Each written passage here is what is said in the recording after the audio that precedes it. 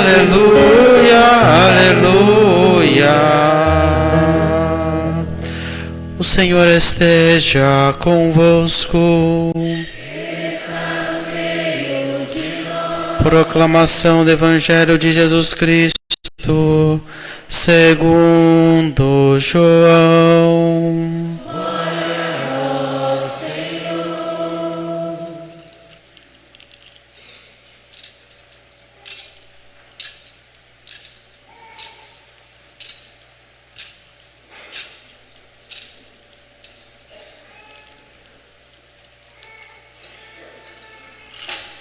Ao anoitecer daquele dia, o primeiro da semana, estando fechadas por medo dos judeus as portas do lugar onde os discípulos se encontravam, Jesus entrou e, pondo-se no meio deles, disse: A paz esteja convosco. Depois destas palavras, mostrou-lhes as mãos e o lado. Então os discípulos se alegraram por verem o Senhor. Novamente Jesus disse: A paz esteja convosco. Como o Pai me enviou, também eu vos envio. E depois de ter dito isto, soprou sobre eles e disse: Recebei o Espírito Santo. A quem perdoardes os pecados, eles lhes serão perdoados. A quem os não perdoardes, eles lhes serão retidos. Tomé, chamado Dídimo, que era um dos 12, não estava com eles quando Jesus veio. Os outros discípulos contaram-lhe depois: Vimos o Senhor. Mas Tomé disse-lhes: Se eu não vir a marca dos pregos em suas mãos, se eu não puser o dedo nas marcas dos pregos e não puser a mão no seu lado, não acreditarei. 8 dias depois, encontravam-se os discípulos novamente reunidos em casa, e Tomé estava com eles. Estando fechadas as portas, Jesus entrou. Pôs-se no meio deles e disse: A paz esteja convosco.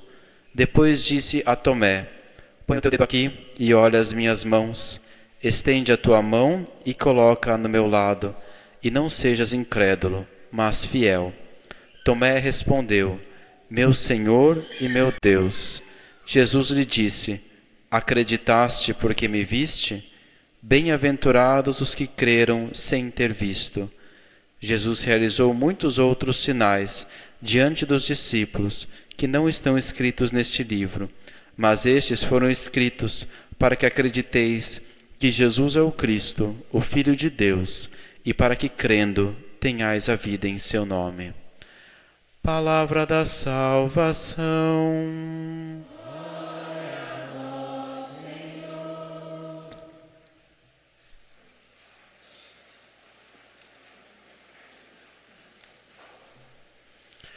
Meu Senhor e meu Deus, neste dia dedicado à Divina Misericórdia, um dia bonito para Maria Júlia ter esse nascimento de Deus Pai.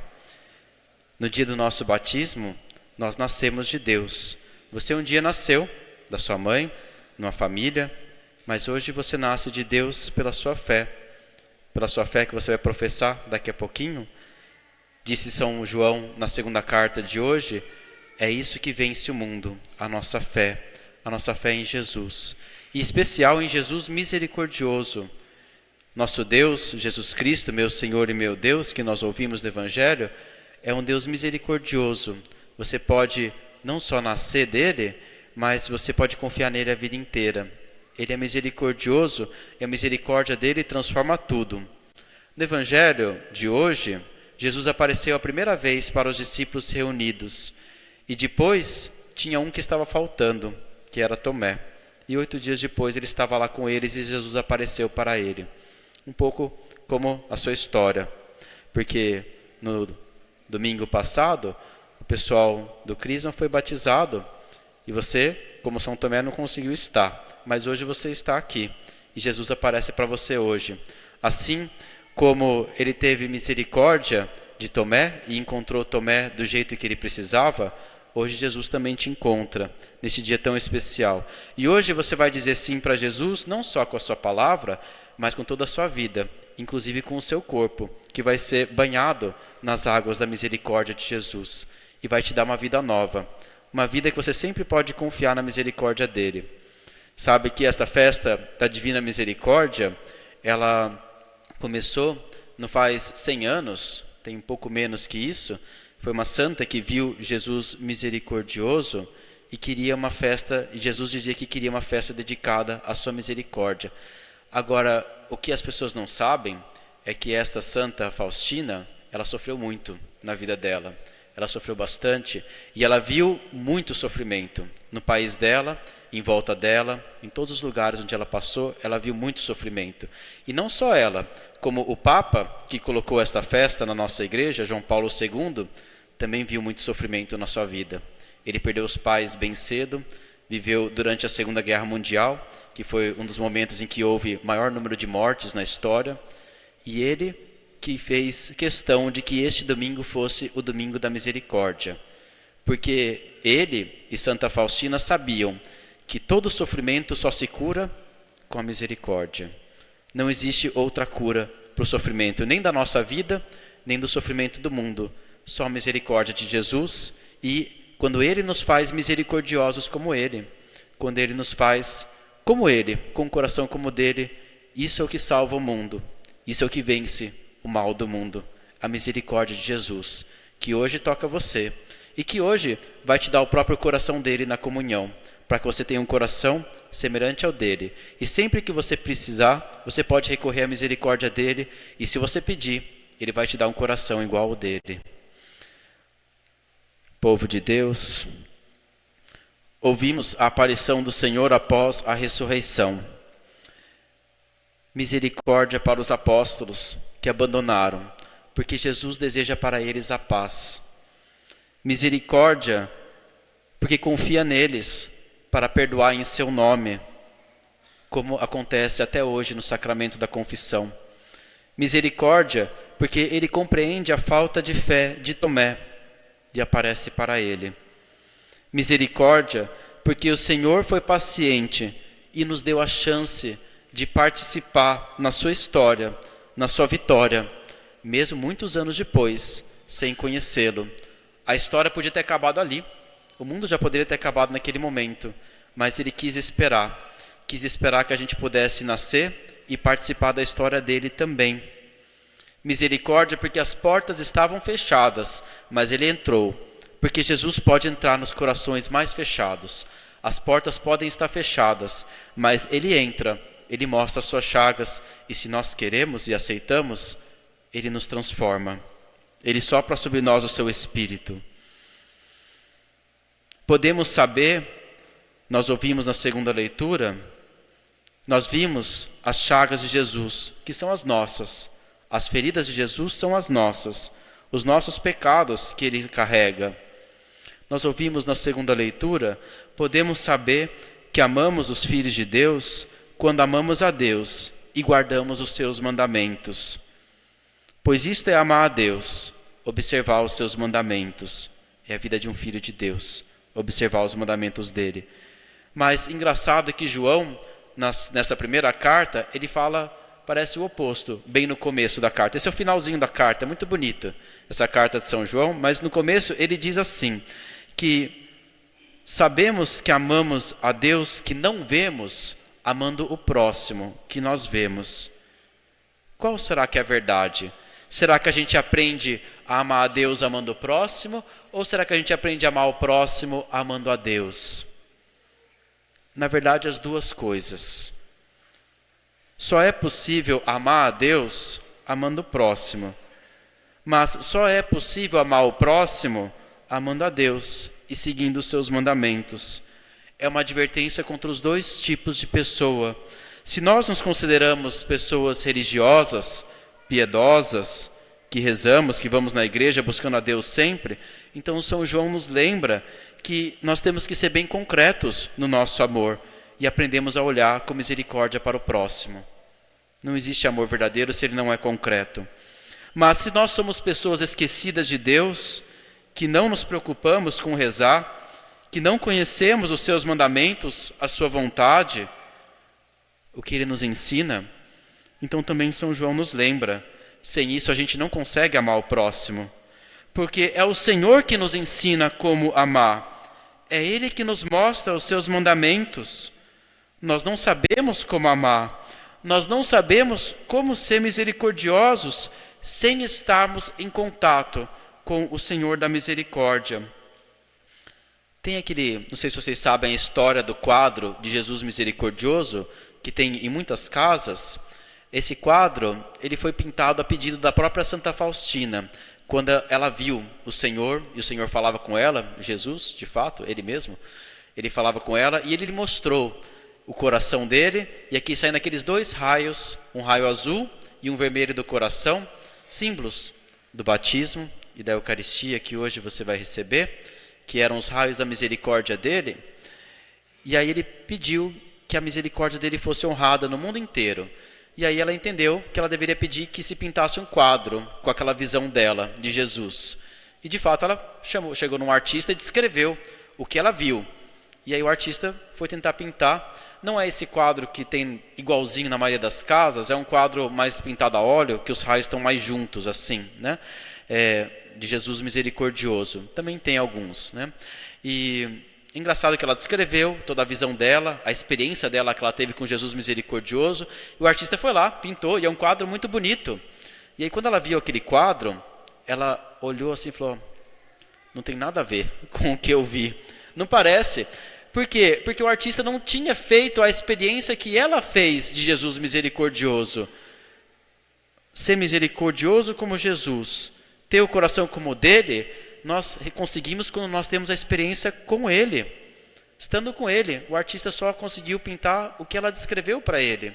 Ele não tinha feito a experiência de Jesus misericordioso. E seus mandamentos não são pesados, diz São João. Não são pesados, não porque não é difícil ser fiel, mas porque ele dá a graça para quem pede. Ele dá o perdão para quem quer recomeçar.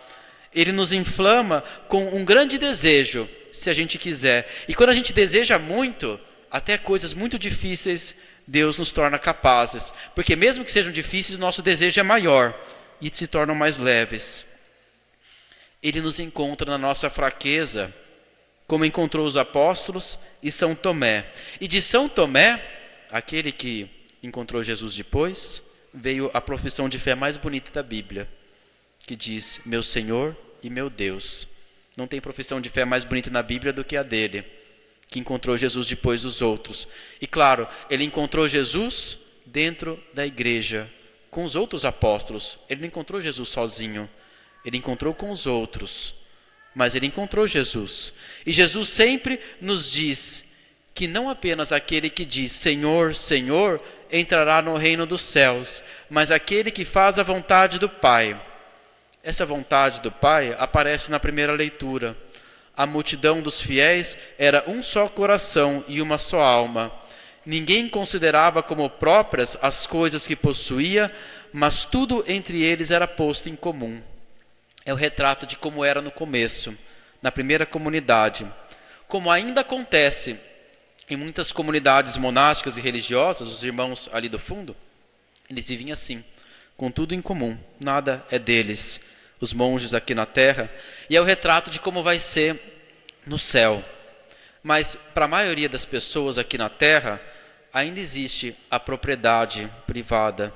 Não para ser uma desculpa para o nosso egoísmo e nem para o nosso consumismo, mas como algo que Deus nos confia, porque nós somos responsáveis por cuidar de si mesmo e cuidar de outros. Quem tem algo é porque Deus te fez responsável para cuidar. É por isso. Se nós não conseguirmos colocar tudo em comum até chegarmos no céu, podemos pelo menos ter a disposição interior de sermos generosos com o que nós temos e colocar à disposição com responsabilidade o que nós temos por nós mesmos e pelos outros. Se temos, é para cuidar de si e dos outros, porque o Senhor confia, porque nós somos responsáveis. De fato, São Tomé, depois de chamar Jesus de meu Senhor e meu Deus, ele não apenas disse com palavras, mas segundo a tradição, ele foi um grande missionário. E ele foi derramar a vida dele por Jesus, longe da terra dele, segundo a tradição, lá na Índia. E lá ele foi morto por lanças. Muitíssimas vezes, nos evangelhos, aparecem pessoas que se dirigem a Jesus chamando de Senhor. E todos esses títulos de Senhor são símbolos da sua misericórdia. Eu vou ler um trecho do catecismo aqui que eu achei muito bonito. Vou ver se a gente consegue se aprofundar nisso brevemente. Diz assim: este título pode significar o respeito e a confiança dos que se aproximam de Jesus e dele esperam socorro e cura. Chamar Jesus de Senhor. Pronunciado sob a moção do Espírito Santo, exprime o reconhecimento do mistério divino de Jesus. No encontro com Jesus ressuscitado, transforma-se em adoração. Meu Senhor e meu Deus. Assume então uma conotação de amor e afeição, que vai ficar como típica da tradição cristã. É o Senhor. Diz assim: esse título pode significar o respeito e a confiança dos que se aproximam de Jesus e dele esperam socorro e cura. Podemos chamá-lo assim. Quando a gente se aproximar de Jesus e estiver esperando socorro e cura, chamá-lo de Senhor, como todos aqueles que buscavam o milagre de Jesus.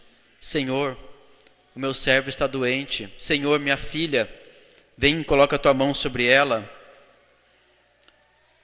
Pronunciado sob a moção do Espírito Santo, exprime o reconhecimento do mistério divino de Jesus, quer dizer que ele é Deus.